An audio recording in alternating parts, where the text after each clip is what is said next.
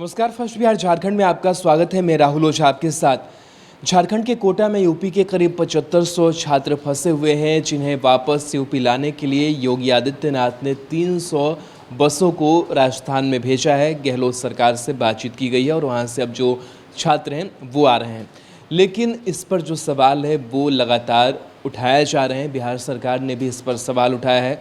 कांग्रेस के एमएलसी प्रेमचंद्र मिश्रा की बात करें तो उन्होंने भी सवाल योगी सरकार पर उठाया है। उन्होंने कहा है कि केंद्र सरकार को ये समझना चाहिए कि जहां पर बीजेपी शासित जो राज्य हैं वहां के मुख्यमंत्री इस तरीके के फैसले नहीं लें, क्योंकि जो लॉकडाउन है उसका कोई मतलब नहीं रह जाएगा। लॉकडाउन हमने इसलिए किया है क्योंकि संक्रमण नहीं फैले, जो लोग जहां पर हैं वहीं पर बने रहे।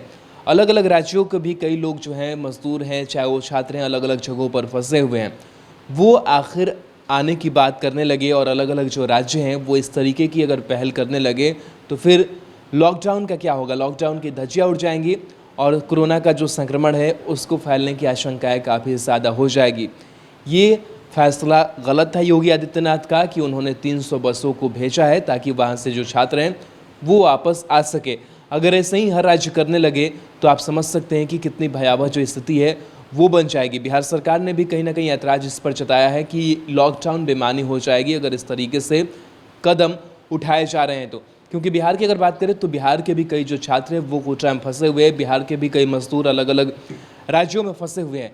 लेकिन अगर यहाँ से भी ऐसी पहल की जाती है तो लॉकडाउन टूटेगा। और यही बात जो है वो बिहार सरकार की तरफ से भी कहा जा रहा है कि अगर हम वहाँ के मजदूरों को बुलाने लगे तो लॉकडाउन टूटेगा, और अगर ऐसा कोई भी सरकार करती है तो बाकी राज्यों पर भी दबाव बढ़ने लगेगा।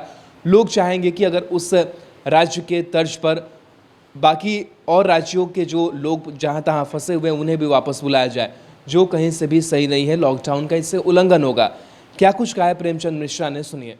उत्तर प्रदेश के मुख्यमंत्री के द्वारा कोटा राजस्थान में फंसे अपने राज्य के छात्रों को लाने के लिए 250-300 बसों को भेजना कांग्रेस की नजर में कहीं न कहीं यह लॉकडाउन के प्रावधानों का खुल्लम खुल्ला उल्लंघन करना है।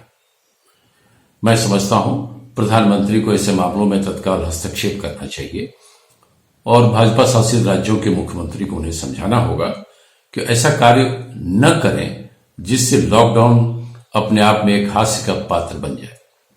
मैं इस संबंध में यहां जोड़ना चाहता हूं कि बिहार के मुख्यमंत्री नीतीश कुमार जी ने स्पष्ट तौर पे मना किया है यहां से बसों को भेजने के लिए, क्योंकि बिहार के भी हजारों छात्र कोटा में रहकर पढ़ाई और कोचिंग करते हैं।